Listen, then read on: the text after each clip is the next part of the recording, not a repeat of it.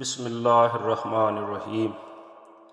لا يدخل الجنۃ قاطع، بخاری حدیث نمبر 5984، جس کا مفہوم درج ذیل ہے۔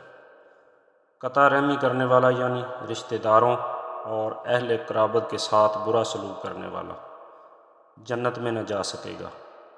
تشریح: اس ایک حدیث سے سمجھا جا سکتا ہے کہ رسول اللہ صلی اللہ علیہ وسلم کی تعلیم میں اور اللہ کے نزدیک صلہ رحمی کی کتنی اہمیت ہے اور قطع رحمی کس درجہ کا گناہ ہے۔ حدیث کا مطلب یہ ہے کہ قطع رحمی اللہ تعالیٰ کے نزدیک اتنا سخت گناہ ہے کہ اس گناہ کی وجہ سے کوئی جنت میں نہیں جا سکے گا۔ ہاں، جب اس کو سزا دے کر پاک کر دیا جائے گا یا کسی وجہ سے اس کو معاف کر دیا جائے گا تو جا سکے گا۔ جب تک ان دونوں میں سے ایک بات نہ ہو، جنت کا دروازہ اس کے لیے بند ہی رہے گا۔ اسلام بھائی چارے کا مذہب ہے جو لوگوں کو آپس میں جوڑتا ہے، توڑتا نہیں۔